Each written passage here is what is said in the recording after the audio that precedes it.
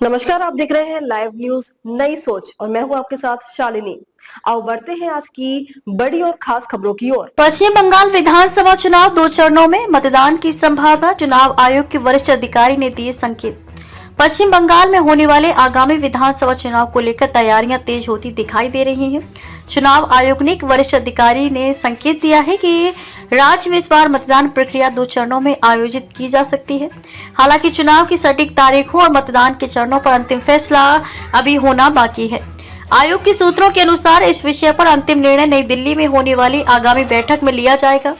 पश्चिम बंगाल में कुल 294 विधानसभा सीटें हैं और इन सभी सीटों के लिए मतदान अगले महीने से शुरू होने की संभावना जताई जा रही है। चुनाव आयोग का कहना है कि राज्य की सुरक्षा स्थिति, प्रशासनिक तैयारियों और राजनीतिक दलों की राय को ध्यान में रखते हुए मतदान के चरणों को अंतिम रूप दिया जाएगा। कोलकाता में मुख्य चुनाव आयुक्त ज्ञानेश कुमार की अध्यक्षता में हाल ही में एक अहम बैठक आयोजित की गई थी। इस बैठक में राज्य के विभिन्न राजनीतिक दलों के प्रतिनिधियों ने भाग लिया और चुनाव प्रक्रिया को लेकर अपनी राय रखी। जानकारी के मुताबिक सत्तारूढ़ तृणमूल कांग्रेस को छोड़कर अधिकांश राजनीतिक दलों ने चुनाव आयोग से आग्रह किया कि मतदान प्रक्रिया को एक या अधिकतम 2 चरणों में ही संपन्न कराया जाए। राजनीतिक दलों का मानना है कि कम चरणों में चुनाव होने से प्रशासनिक बोझ कम होगा और चुनाव प्रक्रिया जल्द ही पूरी हो सकेगी।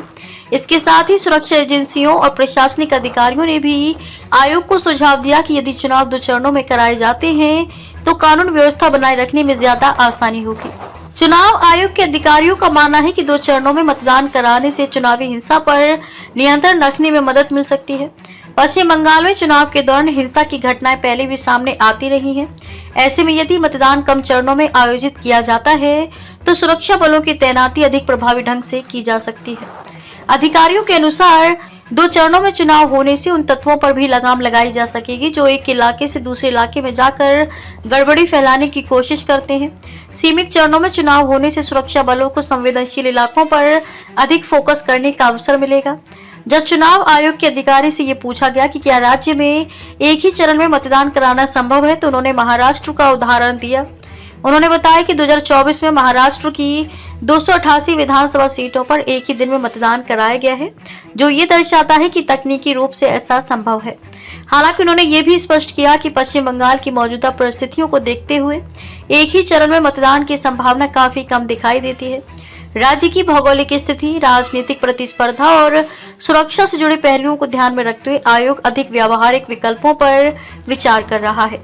इस बीच राज्य सरकार के वरिष्ठ अधिकारियों ने चुनाव आयोग को भरोसा दिलाया है कि चुनाव प्रक्रिया के दौरान सुरक्षा व्यवस्था पूरी तरह मजबूत रखी जाएगी। प्रशासन ने यह भी आश्वासन दिया है कि मतदान से पहले और मतगणना के बाद तक कानून व्यवस्था बनाए रखने के लिए सभी जरूरी कदम उठाए जाएंगे।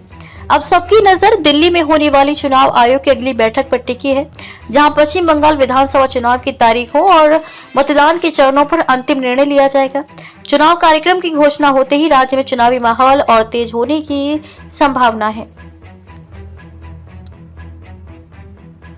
ऐसे ही लेटेस्ट अपडेट पाने के लिए हमारे चैनल को लाइक, फॉलो, सब्सक्राइब करें और बेल आइकन दबाना ना भूलें।